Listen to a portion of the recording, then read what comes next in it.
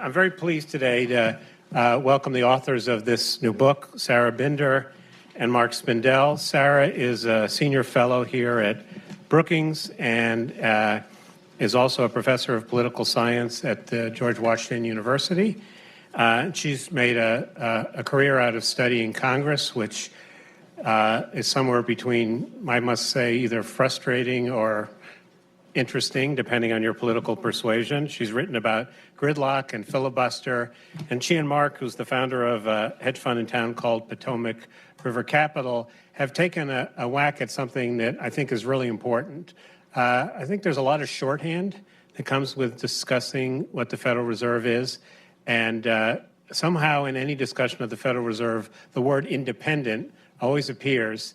But I think the definition is sometimes not completely clear. Some people talk about it being independent within the government. Other people talk about the virtues of independence, maybe being questioned now that we're in an era of low inflation. There are questions about what aspects of the Fed's responsibilities, monetary versus regulatory, should they be independent of the political system?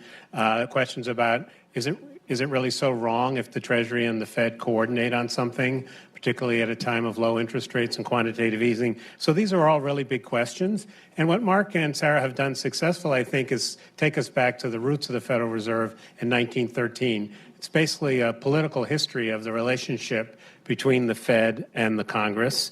And so how we're going to do is Mark is going to speak some about the book, and then Mark is going to take a seat in the audience, but he'll participate in a panel discussion that will be moderated by Ilan Mui from CNBC. We have two former Fed governors, Randy Krasner and Larry Meyer, and then Sarah Binder will join him up on stage. So to start, I'd like to welcome Mark Spindel to the stage.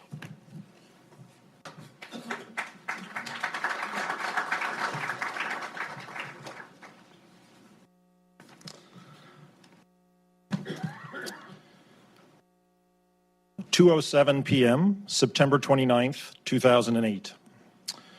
Who remembers where they were? Anybody?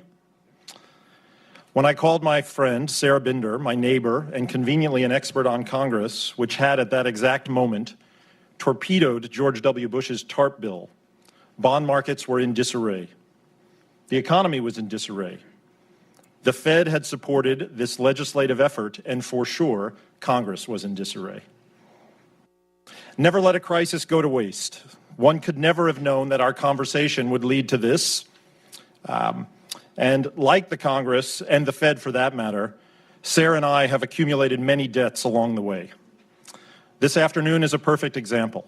And as befits a project that attempts to break down silos, we had a lot of help and guidance from a range of colleagues, policymakers, staffers, journalists, peers, and other Fed watchers. Indeed, we're very grateful to Brookings and the Hutchins Center, to David Wessel and his colleagues for supporting our work today and their general focus on monetary politics. To Randy and Larry, who I have known professionally for some time and have been learning from for even longer. Especially Larry, whose pre-Fed, Fed, and post-Fed insights have always been a vital component of how we think about politics and policy shaping markets and the economy.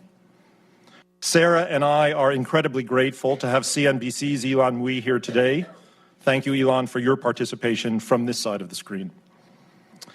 And finally, just before I kick off, what we mean by the myth, thank you to Sarah.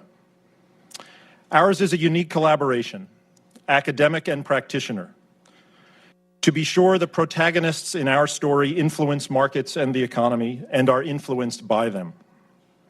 We hope our collaboration helps shed some new light on how Congress governs the Fed. The myth of independence. Our title gives it away. Conventional wisdom endorses a deeply entrenched notion of Fed independence. Generally, people assume the Fed is an independent central bank within the government. Congress creates the Fed, sets its goals, and insulates itself from inflationary temptation. People assume the Fed has instrument independence.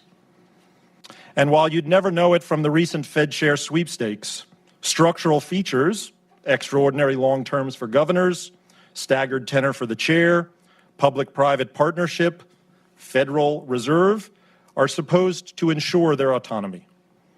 And yes, conventional wisdom also pegs the elemental 1951 Accord as the source of modern Fed independence. These are common claims made by central bankers and members of Congress, among others. We find this conventional wisdom mostly myth. And today we want to try and convince you that Congress and the Fed are better thought of as interdependent institutions. The Fed's perspective is clear.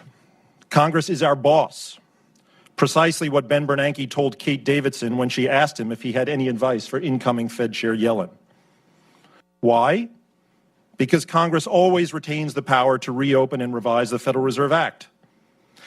In the book, we review repeated episodes over the Fed's history of legislative efforts to shape monetary policy, at least indirectly, by shaping the governance and structure of the Fed. Why is that important? Because the Fed's power is contingent on securing exactly this kind of political support. And that political support from Congress is contingent on the Fed's stewardship of the economy. If Fed autonomy is conditional on support from Congress, what type of independence is that? And certainly Congress depends on the Fed.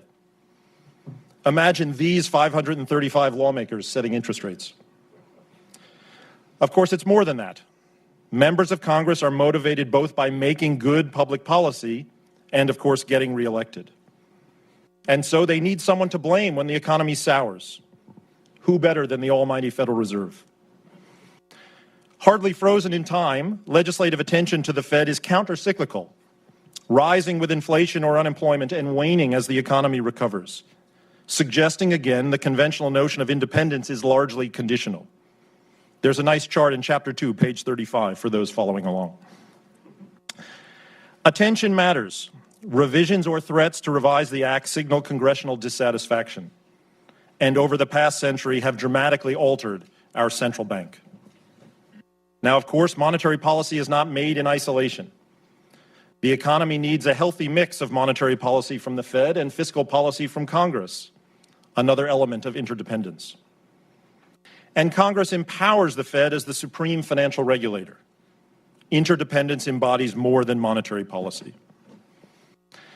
But independence plus accountability just doesn't capture the political risks inherent in their relationship, which is precisely why we care so much about interdependence. The relationship between Congress and the Fed reveals a recurring cycle of crisis, blame, and reform. And we see this over the Fed's 100-year history. Crisis comes, Congress blames the Fed, reopens the Act, sometimes empowering it, sometimes clipping its wings, often demanding more transparency, and D, usually all of the above. Exhibit A, Dodd-Frank, gave the Fed sup and reg power over systemically important financial institutions, limited lender of last resort power, imposed more transparency, particularly on emergency lending, and imposed more oversight, created a vice chair for supervision. A nice feature of this cycle, it solves a puzzle for us. Why, when the Fed fails to prevent a crisis, such as it did in 2007 and 2008, does Congress react by giving the Fed even more power? How can you blame someone and then give them more responsibility? Well, the more responsibility the Fed has, and the more concentrated the power is in the hands of the Washington-based Board of Governors, the easier it is for Congress to turn and blame them when things go wrong. In 1964, testifying before Congress at the Fed's half-century celebration, then-Chairman William McChesney Martin observed, quote, "Now we do bear the slings and arrows of the public. You are in the position of being able to blame us if it goes wrong. We are certainly not asking for your applause if it goes right, but I think we will bear the opprobrium of the people if things go wrong, and we have to. This is part of our responsibility." Unquote. Absorbing blame, that's what they're there for. And Congress makes more threats as the economy falters, classic blame-avoiding behavior. When we examine legislative attention to the Fed in that chart on page 35, a very clear pattern emerges. Congressional behavior is reactive and countercyclical. They are acutely aware of the Fed's impact on the economy. When the economy is sailing along, Congress takes all the credit and leaves the Fed alone. And when unemployment rises, with more people out of work, legislators blame the Fed and threaten it with reform. Put simply, in bad economic times, lawmakers try to deflect blame back to the Fed. So before I turn this over to the panel, we did want to see if there's evidence that legislative action or threats can check the power and independence of the Federal Reserve. We touch on many in the book, but I just want to focus on one contemporary issue this afternoon. And a caveat. Exploring what the Fed would have done in the absence of congressional threats or action, the counterfactuals are hard to find. Economic theory tells us that central bankers have the autonomy to choose monetary tools. But that theory doesn't square very well with the Fed's effort to adopt an inflation target, a tool used by many central banks around the world. The idea is that by setting a numeric target, you can help set expectations about future monetary policy. Bernanke started advocating for an inflation target when he joined the board in 2002. But there's a political problem. The Fed has a dual mandate, jobs and inflation. And a target for inflation only covers half that mandate. Bernanke, the central banker most commonly associated with inflation targeting, knew that putting a target in place required the consent of Congress. You see this in transcripts of FOMC debates before the crisis and after. Here's Don Cohn in December 2008, quote, "Having an inflation target won't have any effect if it is repudiated by the Congress," unquote. It comes up in Bernanke's memoir. He initially approached Barney Frank about scaffolding the target. The powerful chairman of the House Financial Services Committee pushed back, arguing that emphasizing one side of the inflation-employment duality, especially during a recession, sent the wrong signal. Ultimately, it took Bernanke almost 10 years to convince his boss. Sensitive to that pushback, the target needed explicit permission from Congress to be announced. More recently, there's been talk from current and former FOMC members about raising the target. Let me interrupt my talk to see what the boss had to say.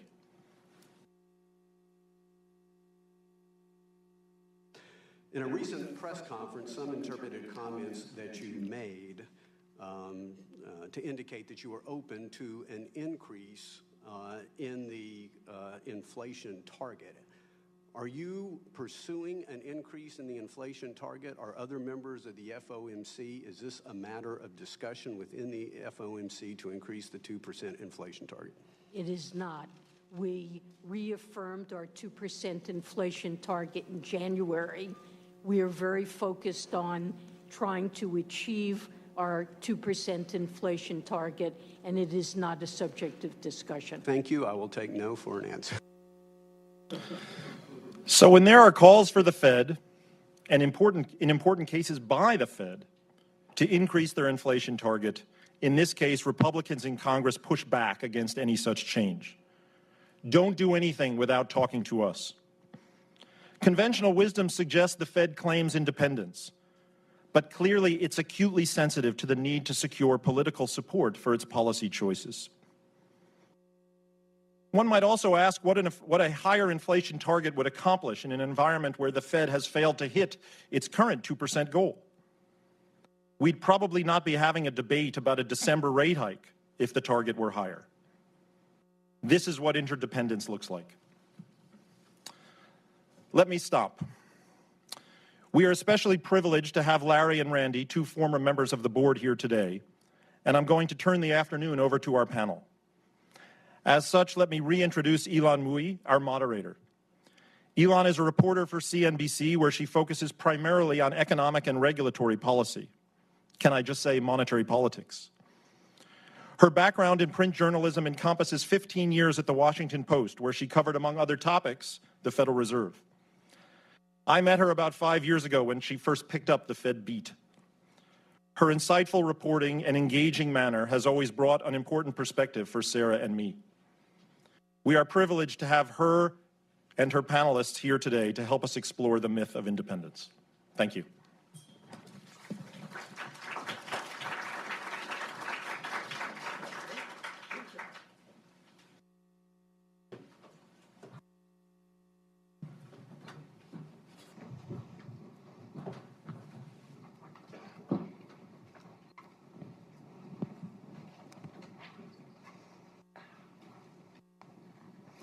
Well, thank you very much, Mark, for that kind introduction, and thank you as well to Brookings and to the Hutchins Center for hosting this discussion today. It is my honor to introduce your panelists to you. I'll start right here to my left, Larry Meyer. He is president of Monetary Policy Analytics, Inc., and he served on the Fed's Board of Governors from 1996 to 2002. Sarah Binder is a senior fellow in governance studies at the Brookings Institution. She's also a professor of political science at George Washington University, and she specializes in Congress and legislative politics. And over there on the end is Randy Krosner. He is the Norman R. Bobbins Professor of Economics at the University of Chicago's Booth School of Business, and he served on the Fed's board from 2006 to 2009. Thank you all for being here. So one thing that I thought was so interesting out of Mark and Sarah's book was this idea that political and congressional attention to the Fed is countercyclical. And we have here, actually on opposite sides of the podium, two former Fed governors who served at essentially opposing ends of a business cycle. So Larry, I'd like to start with you. You served at a time of relative prosperity and stability. Did Congress leave you alone and let you do what you wanted? Well, so the first thing I disagree with is the cover and the title. It's not a myth. Just a few things. No, it's a very interesting book. But let me talk about what's wrong with it, because that's more fun. But most of it is right. It's just the cover, the last sentence, and one or two other sentences. But the narrative is great. It just needs a new title. So it's good to be here with Mark, an old friend, Sarah, a new friend, and of course Randy and Elon. So let me start out and tell you what I want to do. I'm going to do three things, but hardly anything in the third, because that's what's right. And more interesting is what's wrong and why I think it's wrong. So I want to start with, first, what I think is wrong. Second, why I think they got it wrong. And I'll very briefly tell you why I still really like the book. So why the statements here are the cover and the very last page, 240. Let me see if I can find 240. Very last sentence. Okay. I can't read with my glasses on. Okay. At best, the Federal Reserve earns partial and contingent independence from Congress, and thus we conclude barely any independence at all. Wow. Wow. You know, I never thought I was a tool of Congress. I never would have accepted that position if I thought it was going to be a tool of Congress. And I was never a tool of Congress. You could see how I testified, and you'll know that. So there's another sentence in here that I think is particularly good. And here they say, from atop Capitol Hill, Congress depends on the Fed both to steer the economy and absorb public blame. Well, now that's right.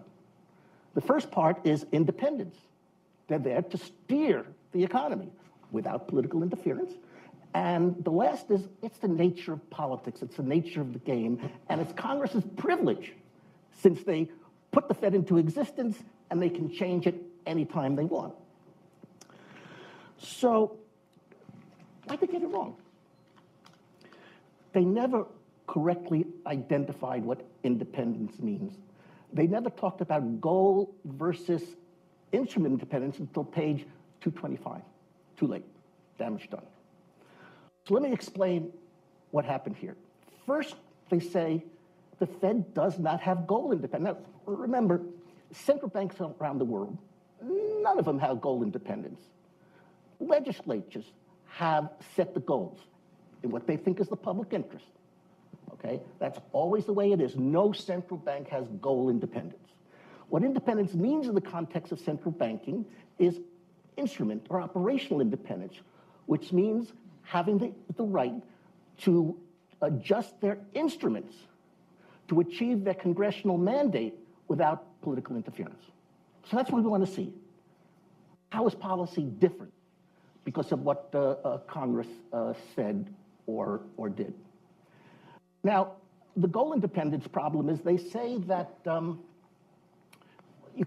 they don't have goal independence and therefore they're not independent. Okay, that's completely wrong. But they go for the jugular when they say that they don't even have instrument independence. And Mark set me up very nicely, thank you, by talking about their key story about why they don't have instrument independence. And that's because they had to consult with Congress and get a buy-in from Congress before they implemented an explicit numerical inflation objective. Now remember, it took 65 years for Congress to impose on the Fed a mandate, inartfully described as maximum employment and price stability, but it was there. Now, they never defined either, and particularly price stability. And so central banks around the world, by the time the Fed got around to having an explicit objective in 2012, they were basically the last. They were late in the game. Everybody else had explicit inflation objectives. So the story is they say an inflation objective is an instrument. It is not an instrument. It is a specification in numerical terms of an objective. So this is a really kind of, how do you balance this? What's the role of Congress? What's the role of the Fed? And I think that's kind of was a tension. And the Fed, we had talked about this. We couldn't get it done. I couldn't get it done. Others who wanted it with me couldn't get it done.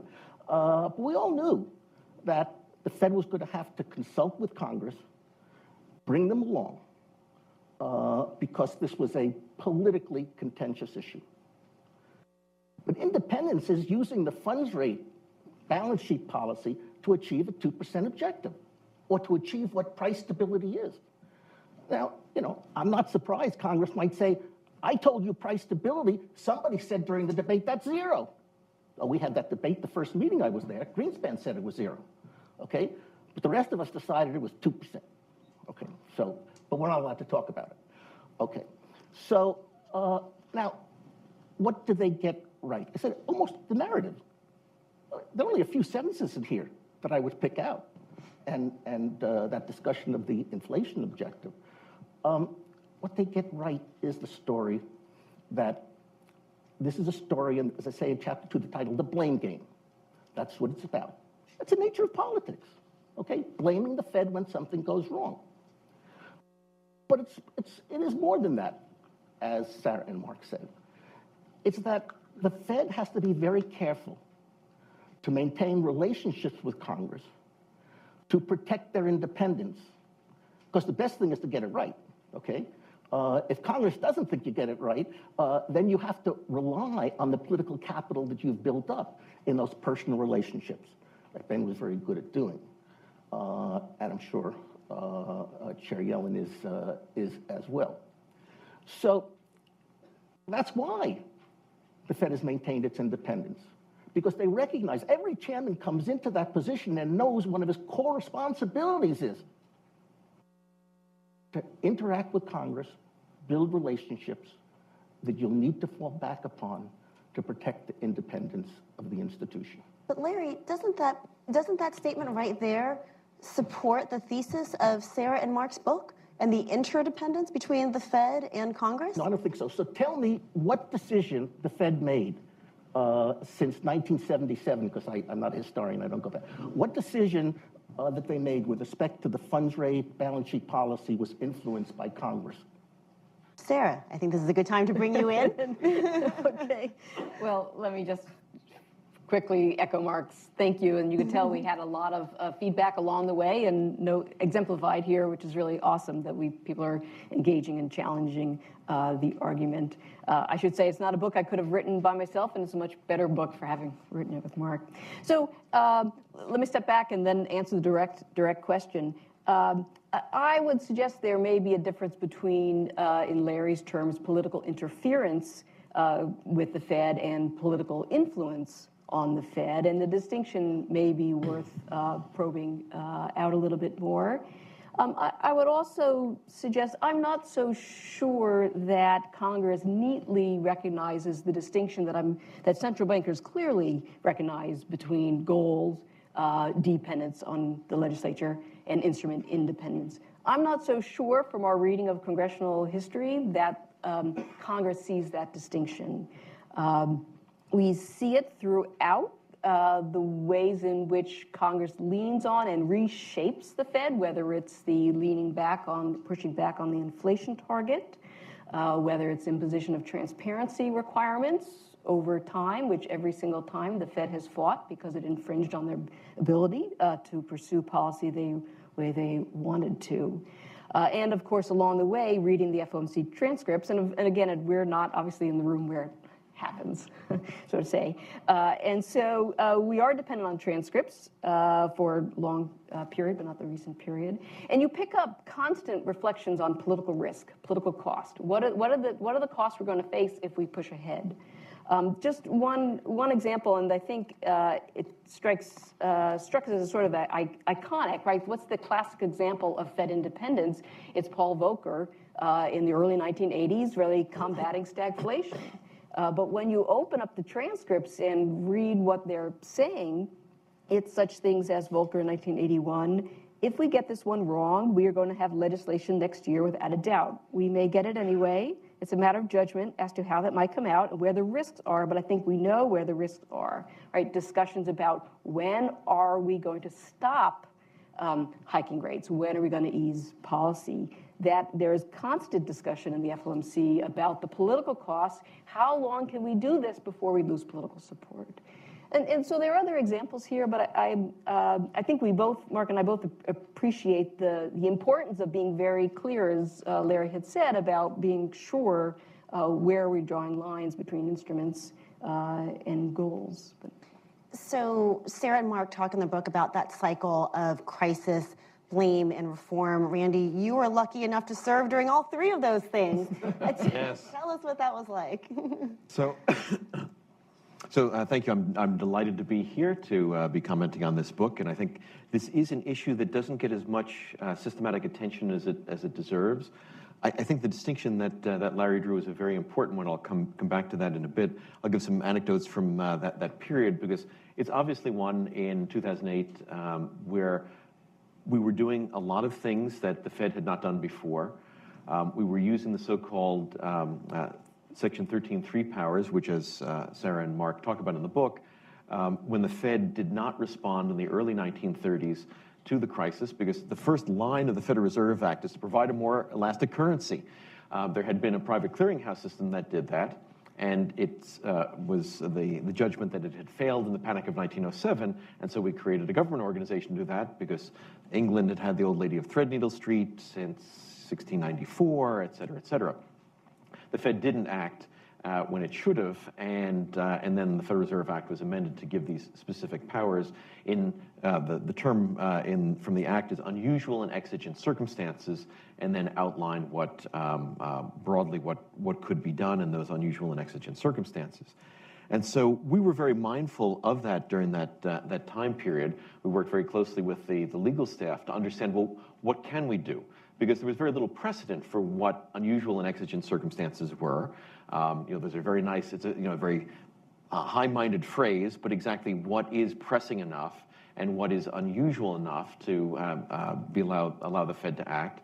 Then there was a description after that of the things that the Fed could do, what would or wouldn't be within that rubric. Remember, this legislation was passed in the 1930s, so the kind of institutions and instruments and markets that we have today are not exactly the same as in the 1930s, so we had to make what would be a reasonable interpretation of that. But we were certainly very mindful of using the powers that we had, but not going beyond the powers that we had. And I think, although certainly the Fed, as Sarah and Mark point out, came in for a lot of blame for, why didn't you see this? Why didn't you do something? There was very little response from Congress that you went beyond your powers. You may have used powers in ways that we didn't like, but it wasn't that the powers that you went beyond those powers. We were certainly very mindful of that whenever we were thinking about the 14 different programs that we had come up with in 2008, 2009 for providing support in whether it was to primary dealers, whether it was in particular markets in areas that we had never done before. So I think Sarah and Mark are right. We were extremely mindful of that. We wanted to make sure that we were acting within the powers that Congress had given us, because we were aware that if we went far beyond that, there would be we were worried that future Feds would not have these powers to be able to respond to a crisis. And of course, being at University of Chicago, I'm very much influenced by Milton Friedman and Anna Schwartz's view of the 1930s, which basically said that the Depression became the Great Depression because the Fed did not act. I think there's I think it's not just University of Chicago economists, but most people would agree with that. Certainly with 3 of the 5 of us on the board at the time who have been students of the 1930s, we were not going to make the same mistakes that the Fed made of inaction. Obviously, there's still lots of debates about whether we did the right things or not, but we were going to use the powers that we had within the what our interpretation of the law was. And as I said, I don't think Congress responded with, you went beyond your powers. I think they responded with, we didn't like the way you use those powers, and so we wanted to reform some of those. There was a lot of there was much more public pressure on the Fed, exactly as these guys say, in downturn times, and of course in extremis in 2008, 2009. And that's, so I often describe this as the Fed goes from being front page of the business section in general newspapers, being the front page of the newspaper not just in the business section, but the front page of the newspaper. It was always on the front page of the Wall Street Journal, but that's sort of a more specialized publication, but in general ones. And that, of course, gets, there's a lot more attention that's being paid to everything that the Fed does. Aficionados knew how powerful the Fed was. And there were some members of Congress who were really, were kind of a Fed aficionados and knew that. But it was really only in 2008, 2009, when the Fed's balance sheet went from $800 billion to $2.4 trillion like that, where we were exercising our emergency powers, that people went suddenly, wow, this institution has a lot of power that we didn't fully realize. Because, of course, Congress would find a great deal of, it would take a long time for them to legislate to be able to spend $1.5 trillion. This was done very, very quickly in response to the crisis, exactly as I think both in the spirit and substance of those amendments to the Federal Reserve Act in the 1930s had given the Fed the right to do. But that certainly changed the dynamic, because there was a much broader group of people who were commenting on the Fed in a more detailed way. As these guys point out, and always in downturns, the Fed will be blamed, but there was much more of a focus, both because of the blame game that they talk about. It was a much more intense downturn, so if people, of course, wanted to focus on someone else rather than them for having for the problems, but also just because the Fed became much more public institution in the sense of much more public discussion of it. It became much more intense. But I was happy that I don't think that Congress, although obviously Dodd-Frank reformed Congress's powers, giving some powers and taking other powers away, they didn't feel that we had gone beyond the powers that had been given us, even though they in some cases thought they didn't like the way in which we exercised them. You bring up an interesting point, which is that in the past decade or so, the Fed has become a much more public-facing institution. To what degree does the Fed's political support depend on public support? I think you guys quote in your book that famous stat about the Fed being less popular than the IRS or something like that. And how important is it for the Fed to shore up the public support in the ultimate goal of building that political support? Well, I think that certainly is important. I mean, you can see during the financial crisis, and as is pointed out in the book, Ben Bernanke, who is not There's some people who love to be in the limelight and love to be up on stage. Ben, I don't think is, well, Ben may be here in the audience since he's here at Brookings. He should be able to speak for himself. But that's not the Ben that I know. But Ben decided to go do town halls, do 60 Minutes, not something that sitting central bank governors typically do, because it was seen as incredibly important to try to articulate what we were doing and why. Because it was extremely unusual what we were doing. We're in unusual and exigent circumstances. We're exercising these powers that really had never been systematically used before.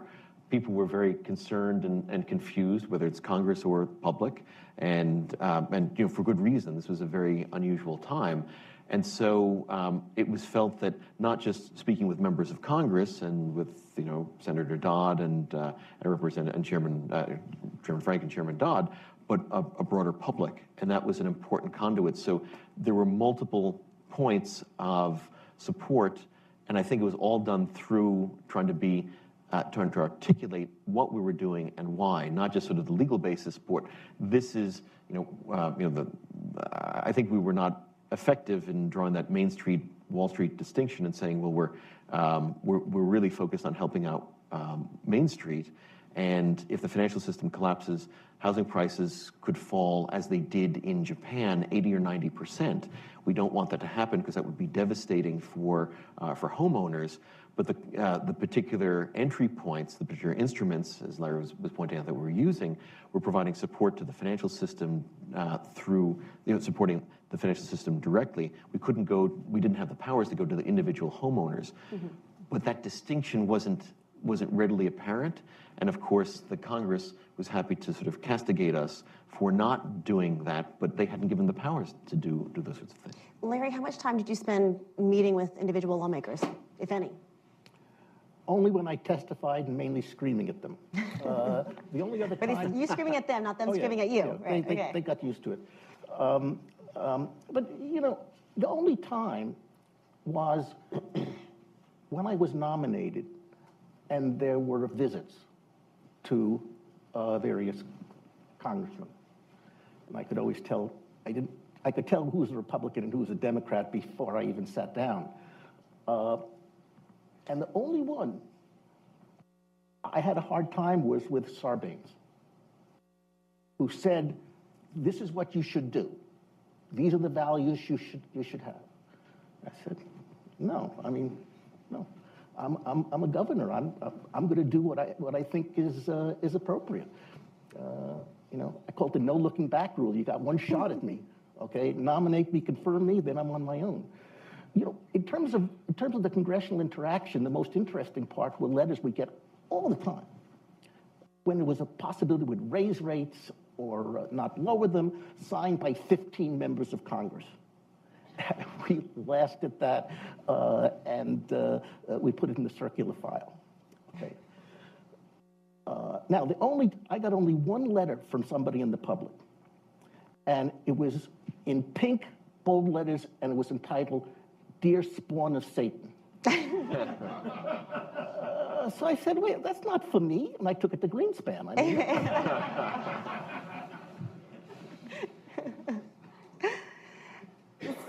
Sarah, it's hard to think of the next question. I don't know what to say. Spawn of Satan. We have to just move on beyond that way. Sarah, one of the theories that you guys come to at the end of the book is that perhaps the Fed becomes more reliant on Congress as they move closer and closer to the zero lower bound, as the Fed sort of runs out of ammunition. Why is that? And is the Fed more, considering where we're at, is the Fed more dependent on Congress today than it has been in previous generations? Well, I think you put your finger on one of the anomalies here about independence, right? Which is, and then we'll come to the question about what happens when you get in a deflationary as opposed to inflationary context, right? All the theories economists give us about why we need independence of central banks is that we fear lawmakers juicing the economy in search of re-election and going too far and fueling inflation. And so we create an independent central bank. Lawmakers dutifully tie their hands, I'm tying my hands behind my back, tie their hands behind their back and then set the goals and let the system run. Well, over 100 years of Fed history, that certainly accounts for the 1970s, but doesn't help us much on other episodes, certainly not the crisis that gave birth to the Fed in 1913, the Great Depression in the 30s, or the most recent one, financial crisis. So the rationale for independence, it theoretically makes sense for inflationary times, but if for what certainly Ben Bernanke has written about, that in times of deflation, bring in the fiscal cavalry, right? We're waiting for them to come because no central bank can do the things one really needs to generate demand to stimulate the economy in a period of deflation. So I'm not surprised. In order to achieve its goals, the Fed needs Congress more than ever, is what you're saying. And Janet Yellen her phrase is typically a healthy mix. We need a healthy mix of monetary and fiscal policy. And of course, the story in the wake, and we show in the book, in the wake of financial crisis is after the initial stimulus, differences of opinion on Capitol Hill, whether for ideological reasons or partisan reasons, ended fiscal stimulus. Let me just say, fiscal policy and its usefulness as stabilization policy, doing some that the Fed would do, has absolutely nothing to do with Fed independence. You could say that things like helicopter money, which the Fed can't be forced to do, which could be a good idea, and they could cooperate on. Difficult, but I've written it's certainly possible. So fiscal policy is another story. They dreamed of it when they needed it. They're not dreaming of it now when they don't need it. So I don't think that's an issue at all. Does Congress know the difference between co-independence and instrument independence? No, they know very little about monetary policy. But you have to ask, what do? They set the goals, and they give the Fed freedom. But Sarah made a very important point, and you get to the point where you just can't test this. We can't identify particular points where I would say where the Federal Reserve Act was revised or whatever that forced the Fed to do something different than it otherwise would do. But you say, well, was it ever an influence? So I would say there's one thing they could have looked at, and that is the very large balance sheet today. There was concern. Republicans hated it. But they did it anyway. But today you have to ask, why would they want to shrink the balance sheet, as Ben has often said? I can't give an economic reason. I could give a political reason and make Congress happier. I think the big story is policy space. They'd rather increase the balance sheet from 3 to 4.5 than from 4.5 to 6. And they're going to have to do asset purchases again. So I think that's a place where there's also the question of what happens if they suffer capital losses. Of course, they're not allowed to register capital losses. All kinds of things like that where politics come into it to a degree, but never in the sense of what should they do with the funds rate. When should they carry out asset purchases? But the funds rate is not the only important decision that the Fed makes. I mean, Randy, we can think back to 2000, well, you can think back to 2008, when the Fed had already bailed out AIG, right? There's the question about what happens with Lehman Brothers, and I know this has been sort of analyzed ad nauseum, but the Fed's decision not to act, walk us through how much of that, you said it was a legal interpretation, but was that legal interpretation constrained by the political realities that the Fed was kind of already tapped out? Well, I don't think it was, well, at least from my perspective, I can't speak for the board members, and Ben is here, so you can bring Ben in to get his views. I don't think it was a view that the Fed was tapped out.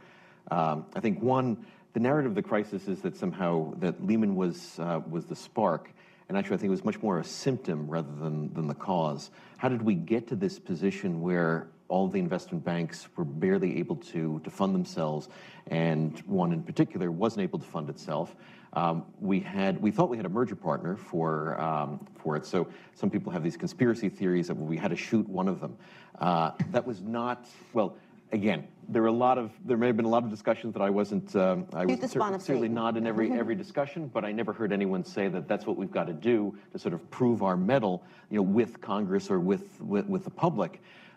we thought we had a merger partner in Barclays. I mean, this is well described in like Hank Paulson's book and others. I'm not. There's nothing newsworthy here, but we thought we did, and we had a merger partner for Merrill Lynch with Bank of America, and so basically what we needed was a capital infusion. And the Fed is very clearly not able to do a capital infusion. That's very clear. You can provide lending to a solvent institution against good collateral. Now, in the middle of a financial crisis, exactly what constitutes a solvent institution and what constitutes sufficiently good collateral, that's obviously a matter of interpretation. That is not something that is completely clear cut. And some people have argued that Lehman was obviously solvent or obviously insolvent, and we should or shouldn't have acted. We had the legal power to do so. At least from my point of view, again, and I can't say this for anyone else, Lehman was certainly different than Goldman Sachs and Morgan Stanley, because some people said, well, you gave Goldman Sachs and Morgan Stanley economic charters on an emergency basis, again, exercising our Section 13(3) powers on unusual and pressing circumstances, usual exigent circumstances, moving to do that. Why didn't you just do that for Lehman and it would have solved the problem? Well, we didn't feel the same comfort with the viability of Lehman's business model. Basically, Lehman had been picked apart for months over that summer. They were much larger than Bear Stearns, but by the time September came around, in many of the interconnected markets, they were actually smaller than they were. And the problem that came up was not in the over-the-counter derivatives markets, which is what we were concerned about with and those interconnected markets with Bear Stearns, but it happened with the money market funds, an interconnection that we didn't fully see, and I think and certainly the SEC didn't fully see either. But this was an institution that was much weakened. It wasn't clear it had a viable business model. It wasn't clear how much capital it actually had.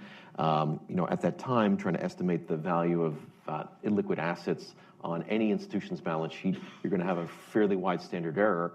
And when institutions have 1% to 2% capital, it doesn't take very much of a standard error in the middle of a crisis to think, well, maybe it's solvent or maybe it's not solvent. And so we didn't feel the same level of comfort as we did with Goldman Sachs and Morgan Stanley to be able to say, yes, these institutions have sufficient capital. They have a plan where we feel confident that they would be able to build to our usual capital standards, that they have viable business models. We didn't feel that, or at least I should say I didn't feel that was the case with respect to Lehman Brothers, and that's exactly why we were looking for merger partners. Now, that didn't happen. We couldn't get the effective capital infusion, and as Hank points out in his book, he had been talking with Dick Fuld for a long time. There are a number of people, the Korean Development Bank and others, who wanted to invest, but the problem was it would have been too dilutive of shareholders like Dick Fuld, who said, no, I'm not going to take $4 a share. When I got my $1 billion stock grant a year ago, it was over $100 a share, so this isn't right. Our argument, of course, was $4 is better than zero, and that I think was the right argument ultimately, but not a very effective argument. At that time, and so I think we felt that Lehman was a different case. It would have been both in a narrow sense beyond our powers because we couldn't do the capital infusion. That's what you needed. But we were looking for that through the mergers, just like Morgan Chase being the merger partner for Bear Stearns was effectively a capital infusion, but a private sector capital infusion. So let me just say, Randy, that's a great and clear discussion of the Lehman decision. That was, should we or shouldn't we? But the question here really goes to, should the Fed have that power or shouldn't it? They had that power. They exercised it. But it's a legitimate question for Congress whether or not they should let the central bank intervene in individual institutions. Now, as Ben said, well, he's happy they took that away, and I would have been too. It makes the economy more susceptible to crises, I will admit. But there are some things that should be a central bank's in power, and that's one of them that I don't think. So that's a political issue, and Sarah and Mark talk about it as clipping the Fed's wings, and I think you could argue that that's the case, but I think that was legitimate for Congress to say, should that be in there or shouldn't that be in there? Sarah? Well, so it does raise the question of whether 13.3, the special emergency lendings, are goals or tools, and I think we agree that they're tools. The other changes to 13.3 in light of the performance of the Fed, as Randy said, it's not that they didn't think they were stepping over the line. You said Congress didn't like the way they were using it. The other result was now the Fed, the Board of Governors, in using 13.3, has to get sign-off from the Secretary of the Treasury. That doesn't sound like a clear independence to me. So I just think that there's lines here between sort of sheer versions of independence and the ways in which politics and congressional politics can come to have some pressure on the use of these tools. And I agree with Larry completely, and I know Mark and I have struggled with, is what's the counterfactual, right? What would have happened in the absence of a world without Congress? But we do see what happens when the Congress uses the tool, and regardless of how it was used, it was clipped back. So we see evidence here that we can connect the use of the tools to paying a cost for not heeding those political signals that they may have been hearing, for better or for worse. Another point of leverage that Congress, or at least the Senate, has in shaping the Fed's decision-making process is deciding who sits on the Fed's Board of Governors. Randy, I believe your renomination was blocked by Democrats, and that could have shaped the makeup of the board and then perhaps the decisions the board made in the future. I remember covering Janet Yellen's nomination, and at that time, that was said to be one of the most politicized Fed nomination battles in modern history. Certainly, we may have been on a different monetary policy course had Larry Summers become Fed chair, judging by his subsequent comments. I'd like to hear you all talk a little bit about has the role of the Fed and the positions on the Fed's board become overly politicized in today's environment? This is a sanctioned political role of the president. He is required to do that. And of course, Democrats pick Democrats, Republicans pick Republicans. They have different views of monetary policy. So an interesting book would be to see how different one presidential set of appointments was in changing the course of monetary policy. I'm sure we could show that. But that's the way the law is set up. That is, the political independence of the Fed is mostly about interference by presidents. Nixon and Burns successfully, Volcker and LBJ unsuccessfully. That's where I think the real pressure is on the Fed with respect to policy, with respect to instruments, and what they should do. So it's just the way it is. Sarah, is this an example of political interdependence being baked into the design of the Fed? Well, for sure, and it's not been constant over time, right? Congress is, in fact, watching Nixon and Burns in the 70s had a solution to that, which is to require the chair to come before Congress for a confirmation vote, right? Never had to do that before. I think it's pretty clear well, I should say that, but lawmakers themselves, in those debates, said, who's the boss, right? We have others, right, lawmakers saying these on the floor of the Senate.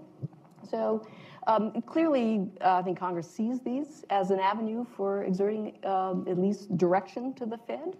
They try to exploit it. And just quickly on the confirmation process, right, we've had over the course of the Obama Fed and now into the Trump Fed, or vacancies, right? That's the way politics plays out. And you'd obviously better than me to say what difference does it make for the making of all the work of the board to have 3, 4, maybe potentially 5 seats vacant. And so I've been unanimously confirmed twice before the renomination. So I don't think it was sort of a broader political thing that was going on. And so I do think that there has been a little bit of a change in that, because now, so like President Bush nominated a number of people who I don't believe were Republicans. Actually, like I don't know Don Cohn's political affiliation, even though I was there. I never talked to him about it. But my hunch is he's probably more likely, if he is registered as a party, probably more likely as a Democrat than a Republican, but it never came up. But he had no hesitation so the president had no hesitation to do that.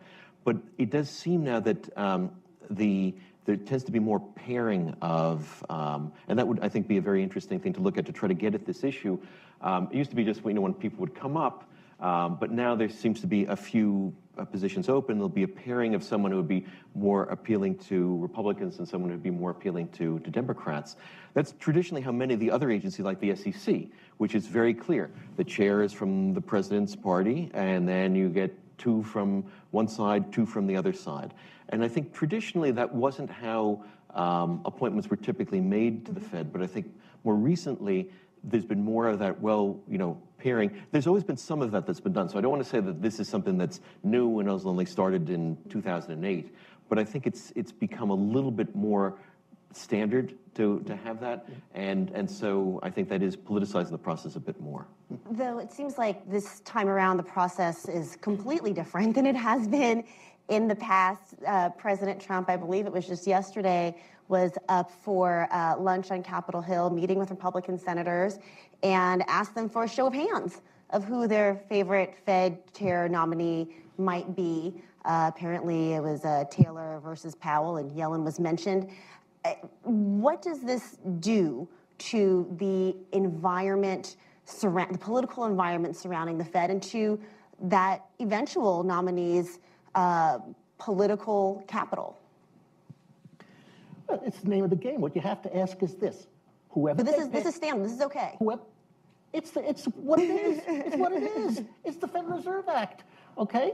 The one political interference, if you like, is the president's ability to nominate and Congress to confirm. Okay. So that's the way it is. It's a very important one, no question about it. The question you have to ask is this: if the president picks John Taylor instead of Janet Yellen, would the president have more political influence over the Fed than otherwise? Well, you mentioned Burns, who yes, I think Burns is the sort of iconic example where the president and his loyalty pledge for his Fed chair.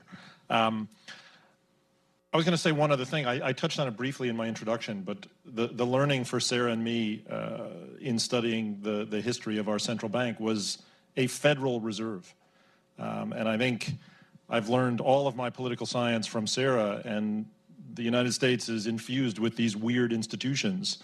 And I think our central bank, the Fed, is absolutely one of them. I mean, we're touching on the presidential nominees and the congressional or Senate confirmation process, but you also have a dozen essentially private sector employees, presidents of the district banks.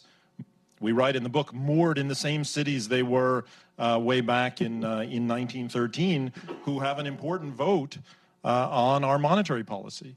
And so it's not just the sort of president's political prerogative. It certainly is. It's not a now, Sarah, correct us if we're wrong, a sort of very low bar to get that confirmation without a filibusterless confirmation process. But Congress is deciding who gets to vote. It's not just simply sort of deigned by the president's appointment. They could wake up and decide they want the presidents of the district banks from the shires to have a bigger voice. To the extent they fail to fill those chairs, that gives the districts a little bit more weight. So if we took nothing away from this exploration of the myth of independence, it's this very weird federal structure to our central bank. And if I could just add one thing on that, and when you're in the boardroom, it's a very, very large room because everyone has to sit around the table, and there are many staff members, some of whom are here, who sit around there. On the east side of the room is an enormous map that is probably 30 feet across and 15 or 20 feet high of the United States, with all the districts in it. So when you are meeting, you are reminded that this is a federal system and that represents all the districts of the United States. I don't know how many people actually did look at the map during the meetings, but it's there as a reminder. I don't think it was an accident that they happened to put that so prominently on one of the walls. And the building it's interesting because the building was built in the 30s. So it was just as all these reforms were taking place, but it still was seen as very important to have that up there.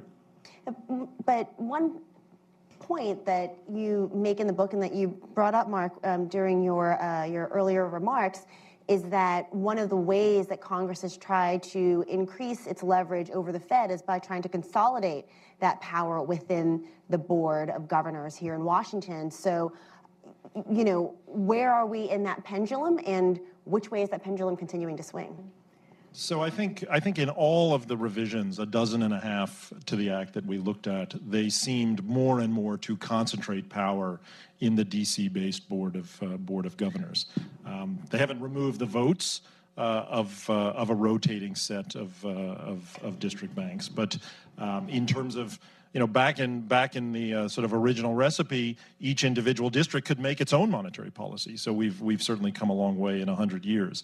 I think when we've thought about the more contemporary reform bills that are sort of ping-ponging around Capitol Hill, in many ways they would represent, not that we think they have a strong chance of passing, but they would represent maybe the first bit of legislation that would try to devolve power back to the districts. So we may have gone as far in the, in the centralization. I think the first or second paper that we wrote, which formed part of the book, was called Decentral Banking. And I think we've probably reached the limit of what this particular legislature would tolerate in terms of power in the Board of Governors. And Sarah, I think this maybe speaks to some of the points that Larry has been making. What is wrong? Is there a problem with having an interdependent central bank in Congress? Oh, I don't think we Is there anything wrong? It's a great question. I don't think we reach any normative conclusions about what an ideal relationship would be. And if anything, living in a obviously democratic system, having a somewhat independent Fed, having it be responsive to democratic pressures is what we would expect, right? And that interdependence, I think, is one of the ways in which public pressures come to bear and get expressed on the Fed. And so in that sense, I think it's kind of a healthy way to think about the relationship. That's like the positive spin, or the negative spin is, oh, this is just politics interfering with experts. But I think there's some broad reason why we might want legislative influence over them. But I think Randy and Larry and Elon, you asked the question. The notion of central bank independence typically is to temper sort of inflationary bias. And I think where we may see some problems, and I sort of take Larry's and Randy's experience sort of very, very intimately, but when the legislature is more hawkish than sitting members of the central bank, when they are, through threats, maybe sort of subtlety around the edges, checking your ability to build the balance sheet, your ability to exercise lender of last resort power, your ability to live comfortably at the zero bound or lower. I think you do open up a potential problem in wrestling with another crisis, should we be so unfortunate as to face one. Would they be so willing to build that balance? That is really interesting. I think a fuller chapter on these are the greatest threats to Fed independence, to instrument independence that we have seen in the reform proposals. And just to show you the politics, some of them want all presidents to have votes, not just 5. Why do the Republicans support that? Because presidents are more hawkish on average. I mean, so that's the kind of political influence. That's where they have that ability to change that structure. The structure was, and it's really interesting, the governors are supposed to outnumber the presidents on the FOMC. And governors live in the same place, they live in the same neighborhood, and rarely it's happened. Capitol Hill versus Northwest. They tend to act as a block. But what happens when you only have 3 governors? That's not what the founding fathers wanted, and that creates some issues. But I would say, I never said this before. Thank God for the presidents. I've never said that before, because they're the bulwark for independence of the Fed and for continuity in policy. So go to it. I'd like to open it up for questions from the audience. I think there's a mic going around, and right here. My question is for Sarah. You've written about attempts in the past to subject some aspect of the Fed to audit by the Government Accountability Office. I think you concluded it's neither feasible nor desirable. Could you just elaborate on that? Sure. So audit the Fed, the idea that Congress would direct the government, these days the Accountability Office, to in some form audit what's going on, whether it is the books, which they do now, or whether it's to be in the Monetary Policy Committee or to review it right afterwards. All right, these are efforts by Congress to impose more transparency on the Fed. We talk about it as a sort of a creature of Rand Paul and Ron Paul, but it's really the godchild of Wright-Patton from the 1950s. These were populist Democrats who didn't like what the Fed was doing and put pressure on the Fed by introducing audits. It took 20 years. They got it, an audit, but carved out the monetary policy exception. Those pressures continue. They continue through Volcker. They continue all the way up till today. Mm-hmm. There's been strong Republican support for it. There's been some Democratic support, depending on whether you're up for re-election or come from a more moderate background. So I would never say it can't happen. I would observe that the audit bills, my senses, have stepped back a little bit. They're a little less intrusive than some of the Ron Paul versions of it. I would just observe the Fed has pretty routinely fought new measures of transparency, and so they fight this one as well. The question is whether the types of GAO and audits envisioned, would that hamper the writing of making of monetary policy? Let me just note that the transparency is an interesting issue. The Fed has fought every attempt by Congress to impose more transparency, but has gone along with it in the end and found out that it's made monetary policy more effective, not less effective. And the GAO is interesting. I mean, what would that, I mean, it's an interesting question. What would happen if there was a GAO audit? Would that affect decisions, or would it just be a bloody pain in the neck? All the way in the back. I'm Susan Irving, and I work at GAO. Would they be a pain in the neck, Susan? I actually do lead the work on debt management, and every time we go to the New York Fed or the board, we make clear that we're there to talk to them as their fiscal agent for the Treasury, and we're actually pretty supportive of the ban on us auditing monetary policy. We have neither the competence nor the interest in acquiring the competence to do so. It was of some concern, I think, to a number of us when there was a proposal to move the auto bailout management to the Fed, because the more you give things not related to economic stability to the Fed, the more pressure there is to bring in people like us. But actually, before the question, I wanted to raise the point that in some sense, the insight of an independence is not new. I mean, with all due respect, some of us have known for years that there's no such thing as an independent blank. The Constitution set up 3 branches of government, and neither the FCC nor the SEC nor any of them are, in fact, independent agencies. But I think of them in a way if you think of game theory and stuff, as a way for the Congress to seek to protect itself or stop itself from doing things it has the absolute power to do but thinks it should not do. And I mean, I'm old enough to have handled Lyle Gramley's confirmation for the Fed, and clearly, you know, the Congress could have set monetary policy anytime it wanted, but it didn't want to do it, so it blamed the Fed. And so I haven't read the book, but it seems to me that, in fact, both of you may be right. That is Larry's view that the strength given to our country and our credibility, despite efforts to come awful close to default, by an independent central bank is very important, while we at the same time recognize that Congress could take it back anytime it wanted, because you're really subservient to the Congress. And behind you by the wall. Thanks so much for the book. I'm Sam Bell. I'm a consultant. I'm wondering whether any of you thinks the maximum employment mandate gets in the way of Fed independence. And I ask because John Taylor in 2012 wrote a book called First Principles, in which he said we should have a single mandate, price stability.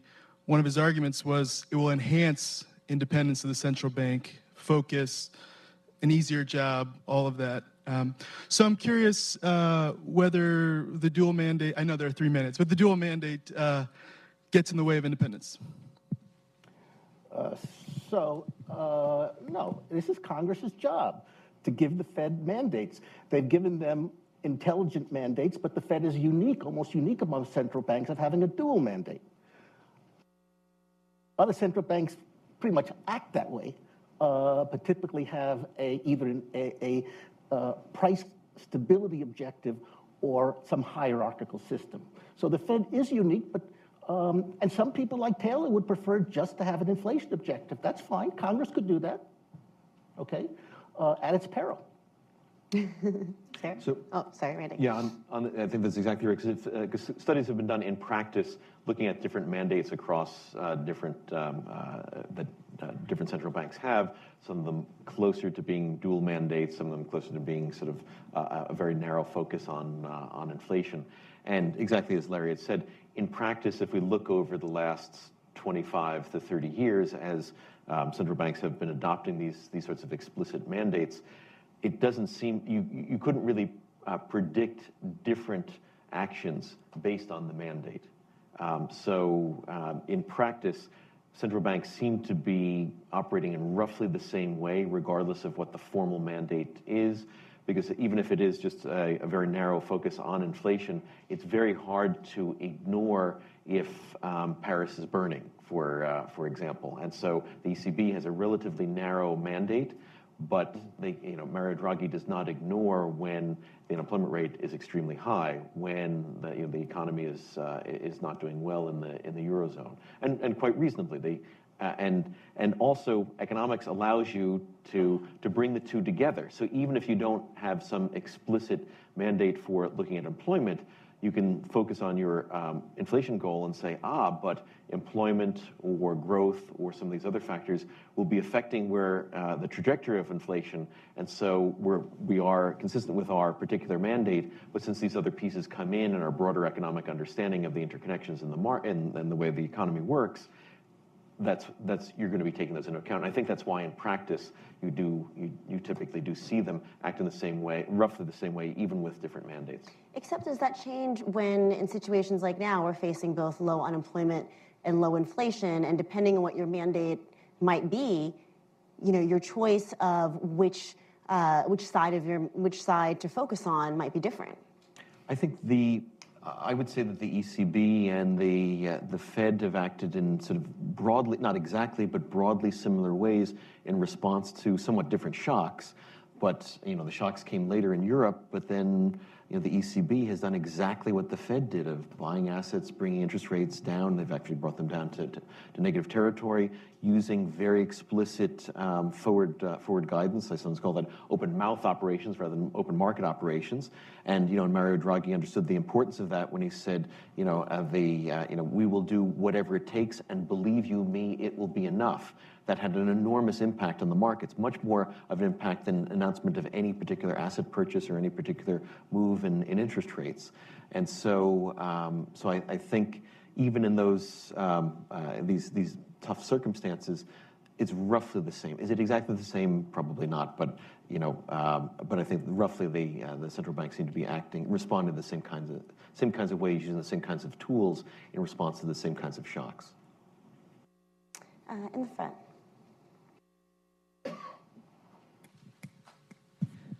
Hi, Victoria Guida with Politico. I wanted to ask, what this means in terms of how the Fed should act toward Congress. The Fed, in my experience, has been always very hesitant to speak out publicly. During speeches, they'll make sort of oblique references to proposals in Congress, but, they try to avoid being sort of overtly political. So I was just kind of wondering, do you think that the Fed should be more active, more public about its, positions? Is it all just about, making sure that you talk to Congress all the time and having good relationships with them? What should the Fed be doing better in terms of its relationship with Congress? Well, it's a really interesting question. Let me say this. When you say its view, it doesn't have a view. There are different members. They all have different views, okay? A chairman is the one who has the opportunity, and some more than others. I have a strong view that because they have that bully pulpit, chairmen should support the overwhelming wisdom of the economics profession, whether it's about deficits or limited impacts of taxes on supply side, but never something that was more overtly political. And, how should they act? The answer is respectfully. I agree. Another question in the front here. Thank you. I'm Edward Cowan. I'm a retired New York Times economics correspondent. And I have a question which I want to direct primarily to the authors. You have taken a deep dive into the history of the Fed going back to the enabling legislation. So let me ask the question about the history of the notion of independence. Did the notion of independence essentially take root and get much more emphasis, and you might tell us where, after the Accord of 1951, which freed the Fed from supporting the Treasury market? What did it really antedate that, and if so, what's the evidence? So that's a great question, and I think what struck us possibly most was how little attention is paid to this concept of independence beyond the structural features that are built into the Federal Reserve, right? The fact that there's no appropriation for the Fed, even in the early versions, long terms, right before the 35 revisions, long terms, general ways in which, and having, of course, decentralized, right? Having privately selected, essentially bankers, having running their own monetary policy. So there's very little attention beyond those structural features to any type of really autonomy of the Fed, right? They're always coming in and constantly, certainly in the 1930s, after just 20 years on the job, basically they rip up the Federal Reserve Act and start again. For the Fed Treasury Accord, and just one note, in the 30s, much of the power of monetary policy was not given back to the Fed when they rewrote it. They gave it to Treasury. Some checks on on the Fed's ability to do monetary policy. Gave it to the president to set basically gold prices, and Treasury to the Exchange Stabilization Fund. There was that Exchange Stabilization Fund, which Morgenthau sort of conjured up. I think we touch on it in the book as a sort of possible sort of balance to the balance sheet. So into and out of World War II. There is no independence. It was subordination to Treasury. Treasury, the Accord in 1951, we do a kind of deep dive to look at it, and we argue that rather than a handshake between Fed and Treasury, so Fed had been pegging the very low rates, eventually causing inflation in the early 50s. The conventional wisdom is the Fed and Treasury shake hands, they have an accord, Treasury says, okay, you can get power back over your rate setting, and the Fed has really claimed this to be the source of Fed independence. When you dig down deeper, you realize, where's Congress? Well, they played a role in tilting the power to the Fed, making Treasury and the president step down. And as we argue in the book, they end up freed, yes, absolutely independent of Treasury, but now subservient to the congressional boss. Right? And Congress had its own reasons for doing that as well that we go into in the book. And the Fed, I think, benefited from it as well, but we certainly we see that accord as a divorce with Treasury, and we see the Fed being pulled back stronger to Congress. Question here in the middle.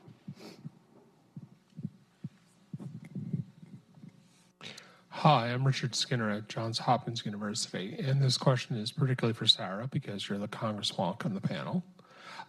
We've heard a lot about how the Federal Reserve perceives Congress, but could you talk a little bit more about how Congress perceives the Federal Reserve, particularly the roles of the two committees, two relevant committees, Senate Banking and House Financial Services, and note how, the Federal Reserve is pretty different from the usual departments and agencies that Congress oversees? Well, it's a good question, and certainly the lack of needing appropriations from the Congress changes to some extent that dynamic, right?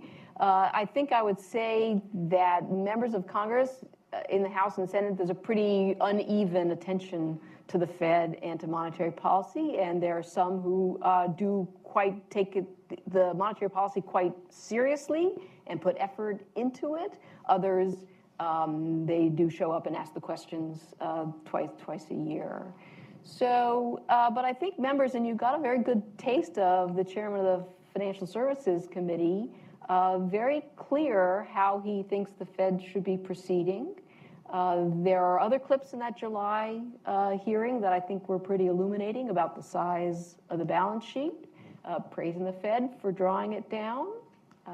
That was quite interesting. There was discussion, we call it the rules box. New this year, the Fed, the board, in presenting their policy report to Congress, put in a box that it compared Taylor, where Sam Bell's gone, Taylor 1, Taylor 2, I think 7 different rules, and what the outcomes would be. Put it in the box. Congress has been demanding, Republicans in Congress have been demanding more rule-based behavior, less discretion, and here was the Fed understanding, I believe, threats from Congress that they certainly didn't want to be told to follow a rule. I think that we see members do care quite a bit, and as they should, given their electoral implications from the state of the economy. A question all the way in the back over here.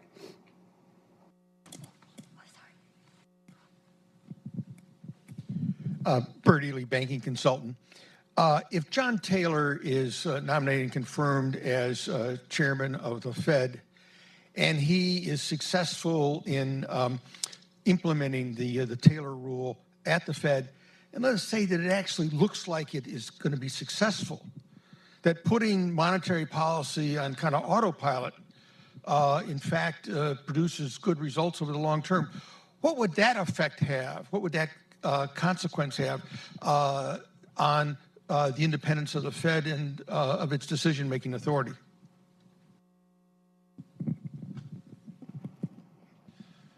So we've really struggled to understand this idea of appointing a less discretionary, in this case as you've described it, and I think temporally the rule would indicate a more hawkish Federal Reserve, a more hawkish governor.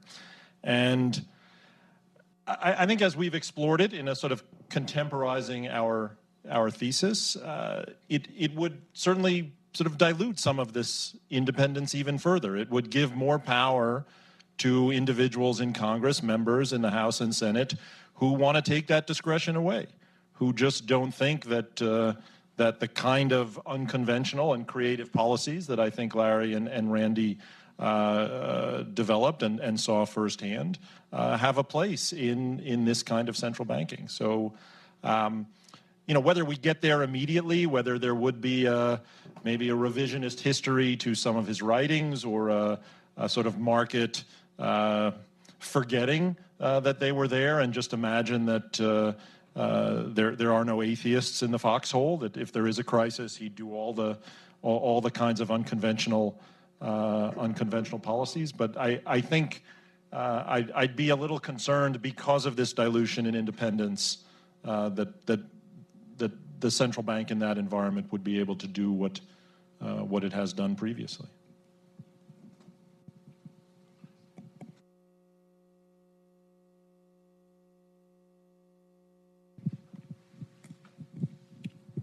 Thank you. Hans Roger VB. A question for Professor Krosner. The explanation the Fed has given for not providing the support to Lehman Brothers is utterly unconvincing. And I say so because of the fact that, after all, overnight, the institution transformed investment banks into commercial banks. Given what you know today, And I'm asking the question to one of the best economic historians. What do you think the absence of a backstop to Barclays, to some extent, if there is any, the role it played? Because Alistair Darling actually argued that if the Americans really believe that Lehman is a fantastic institution, why don't they provide the same support which was provided to JP Morgan as a backstop for bears?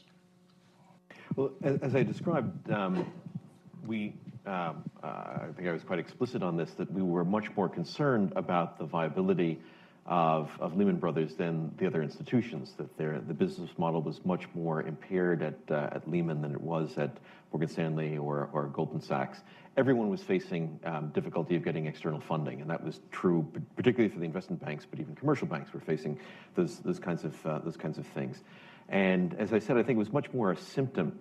Actually, if you look back to see at the risk spreads, where the risk spreads go up, what's very interesting is the risk spreads start to explode right after the Treasury intervention for Freddie Mac and Fannie Mae. And this is one of these paradoxes of power. The same kind of thing happened in the UK when Mervyn King announced that they had provided support for Northern Rock, the first bank in a century that had gotten had a bank run. So you might have thought, the central bank has come in to save the day. It was exactly the opposite. Who is that guy? Why is he talking about my bank? I want my money out. And so, and the same kind of thing happened after Freddie Mac and Fannie Mae. Oh my goodness, this problem is a lot bigger than I had realized. And again, it gets to this sort of aficionados thing. Aficionados knew and were very worried about these things. The broader public wasn't as focused on this, but suddenly there was this, this bazooka that had been given to Secretary Paulson. He said he wouldn't have to pull the trigger. He pulled the trigger. And people were saying, well, my goodness, what if we start applying these marks to commercial banks or other institutions? Would they be solvent? Would they be solvent or not? And so as I said, I think it's much more sort of symptom rather than cause.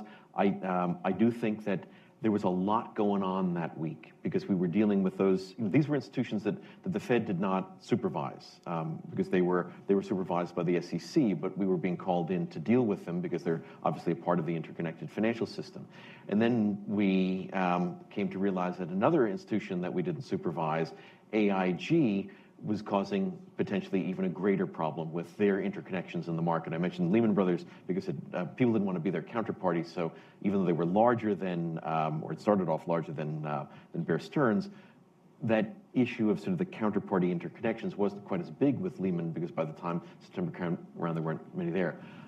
AIG, we discovered rapidly, was much bigger issue. And so I think to some extent it was a bandwidth thing that we thought we had a likely merger partner with Barclays, and I think we weren't talking with our counterparts in the UK as much as we should have. I was certainly getting some feedback as the week was going that people seemed in the UK, my counterparts in the UK, seemed to be less enthusiastic about supporting the transaction. And it much like the transactions that we did in the US with like J.P. Morgan Chase and Bear Stearns, we had to have a memorandum that explained how they could meet the capital requirements, how they could do these things. So they needed the equivalent on the UK side. And there was something with their company law that in order for Barclays to actually do the takeover and immediately be the backstop behind the debt would have required a vote. And so they weren't willing to suspend that rule. We hadn't focused enough on that to understand how difficult that was going to be for them to suspend that. And so it would have been better if there had been more opportunities for thinking about other capital. But that was one of the reasons why there was the push for the TARP legislation, because there was no way to do a capital infusion, and we had there was no way to convince Dick Fole that $4 was actually a good thing to do and was good for the system. We had no opportunity to do that. Now that the Treasury Department, in consultation with the Fed, can declare an institution troubled and put it into receivership, that's a very different situation than we were in at that time. I think we're out of time. I want to thank everybody for coming. Please join me in thanking Sarah and Mark.